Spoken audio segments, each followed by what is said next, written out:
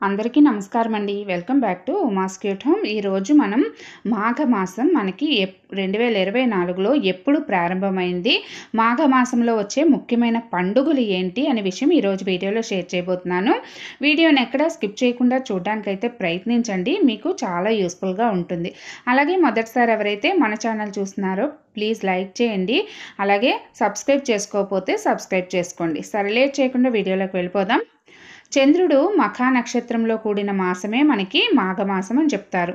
ఇది విష్ణువుకు అత్యంత ప్రీతికరమైన మాసంగా చెప్పబడింది. అలాగే ఉత్తరాయణ పుణ్యకాలంలో వచ్చే అత్యంత పుణ్యప్రదమైన కాలమనే చెప్పాలి. ఇక ఈ కాలంలో మనకి మాఘమాసంలో మాఘ స్నానాలకి చాలా ప్రత్యేకత ఉందండి. ఉషోదయానికి ముందే చేసే స్నానాలు అత్యంత పుణ్యప్రదమైనవి మరి ఆరోగ్యవంతమైనవిగా చెప్పబడింది. ఈ స్నానాలకి అధిపతి సూర్య భగవానుడు. కార్తీక గాలుల్లో చంద్రుడు ఓషధీ కారకుడై ఆరోగ్యం ఎట్లు ఇస్తాడో అదేవిధంగా రవి కూడా ఈ కాలంలో ఆయన కిరణాలతో మనకి ఆరోగ్యాన్ని ఇస్తాడనమాట. అందుకే స్నానానంతరం సూర్యునికి అర్ఘ్యం అనేది సమర్పించాలి. ఇక పుష్కర స్నాన ఫలితాన్ని ఈ స్నానాలు మనకి కలుగజేస్తాయండి. అలాగే మనకి ఈ శతగుణ ఫలాన్ని కూడా ఇస్తాయి. ఈ మాసంలో ఏ పారాయణ ఏ పూజ చేసినా అద్భుతమైన మనకి ఫలితాలు ఇస్తాయి. సూర్యోదయంలో నారాయణ్ణి ధ్యానిస్తూ స్నానం చేస్తే దేవతల చేత మనం పూజితుడవుతాడనమాట.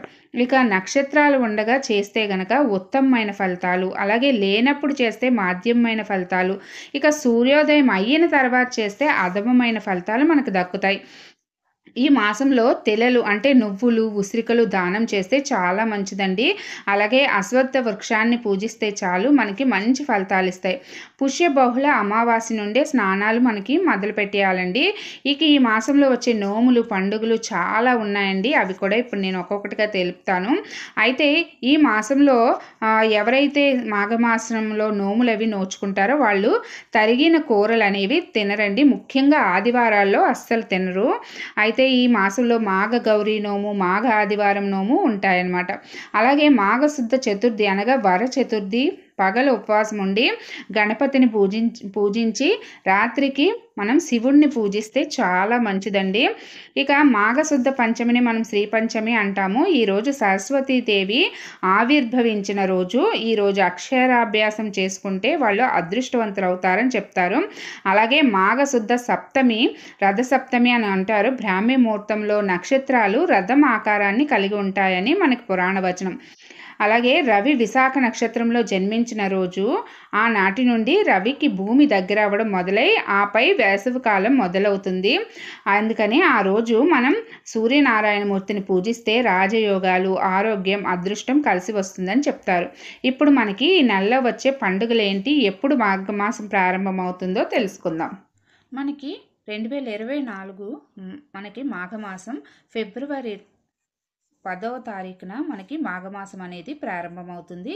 ఈరోజే మనకి శ్యామల నవరాత్రులు అంటే వసంత నవరాత్రులు కూడా మనకి ప్రారంభమవుతాయి. అలాగే 11వ తారీఖు ఆదివారం చంద్ర దర్శనం.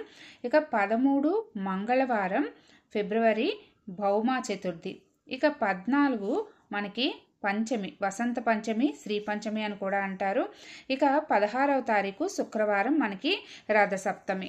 ఇక శనివారం 17వ తారీఖు భీష్మాష్టమి. అలాగే 18వ తారీఖు ఆదివారం వచ్చిందండి. ఈరోజు మాధ్యనవమి అంటారు. అలాగే ఇక మంగళవారం 20వ తారీఖు భీష్మ ఏకాదశి. బుధవారం 21 మనకి ప్రదోష వ్రతం. 22 చాలా ముఖ్యమైన రోజు అండి ఇది. ఈరోజు మనకి గురు పుష్య యోగం కూడా ఉంది. ఆ రోజు వర్జ్యం కూడా మనకి లేదనమాట. ఫిబ్రవరిలో కూడా మనకి గురు పుష్యయోగం వచ్చింది. ఆల్రెడీ జనవరిలో ఒకసారి వచ్చింది. అలాగే మనకి ఫిబ్రవరిలో కూడా గురు పుష్యయోగం ఉంది.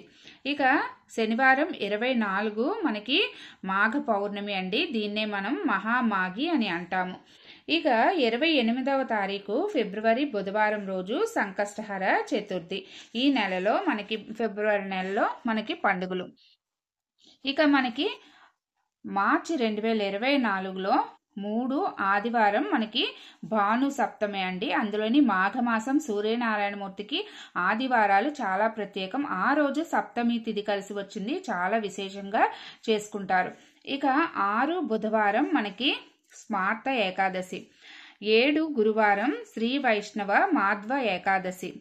ఇక 8 మనకి శుక్రవారం మహాశివరాత్రి, ఆ రోజే మనకి మాస శివరాత్రి వచ్చిందండి. ఇక 10 ఆదివారంతో మనకి అమావాస్యతో మనకి మాఘమాసం అనేది మనకి ముగిసి ఫాల్గుణ మాసం అనేది ప్రారంభమవుతుంది. అదండి ఈరోజు వీడియో. ఈ వీడియో మీకు యూస్ఫుల్ అనిపిస్తే ప్లీజ్ లైక్ చేయండి. మళ్ళీ ఇంకొక మంచి వీడియోతో మీ ముందుకు వస్తాను.